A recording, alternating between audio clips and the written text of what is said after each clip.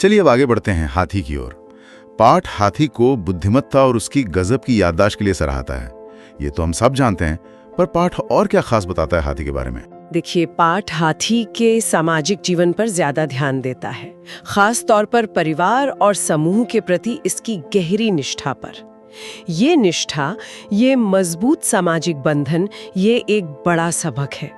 हाथियों का आपस में बात करने का तरीका, एक दूसरे की मदद करना और कैसे वो पीढ़ी दर पीढ़ी ज्ञान आगे बढ़ाते हैं, ये सब उनकी उन्नत सामाजिक बुद्धिमत्ता दिखाते हैं। वो सिर्फ याद नहीं रखते, वे सीखते हैं और सिखाते भी हैं। हाँ, मैंने भी पढ़ा हाथियों के बारे में। उनका जो मात्र सत्तात्मक समाज होता है और उनके पारिवारिक बंधन कितने मजबूत होते हैं। वो दुख और खुशी दोनों साझा करते हैं।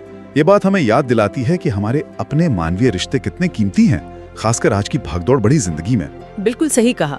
और ये सिर्फ भावनात्मक लगाव की बात नहीं है, ये उनके अस्तित्व के लिए भी बहुत जरूरी है। समूह में रहकर वो शिकारियों से सुरक्षित रहते हैं, भोजन और पानी के स्रोत ढूंढ पाते हैं और अपने बच्चों की बेहतर देखभाल कर पाते हैं। अगर हम इसे थोड़े बड़े परिप्रेक्ष्य में देखें तो ये हमें सिखाता है कि मजबूत सामाजिक ढांचे और आपसी सहयोग सिर्फ भावनात्मक संतुष्टि नहीं देते, बल्कि वो समुदाय की तरक्की और सुरक्षा के लिए भी जरूरी हैं। यहाँ ये भी सोचने लायक बात है कि क्या इस गहरी निष्ठा का कोई दूसरा पहलू भी हो सकता है? मतलब क्या कभी-कभी ये समूह के प्रति इतनी वफादारी बदलाव या नए विचारों को अपनाने में रुकावट बन सकती है?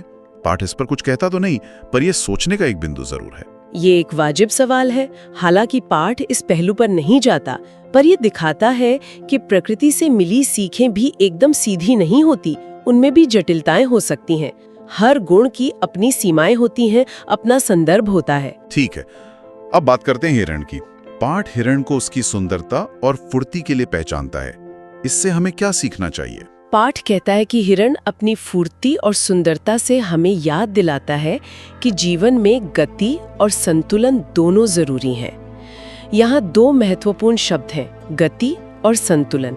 गति का मतलब है तेजी, अनुकूलन क्षमता, मौकों को पकड़ने की क्षमता, और संतुलन का अर्थ है स्थिरता, एक तरह का ग्रेस और अपने मूल से जुड़े रहना। गति और संतुलन, ये जोड़ी दिलचस्प है।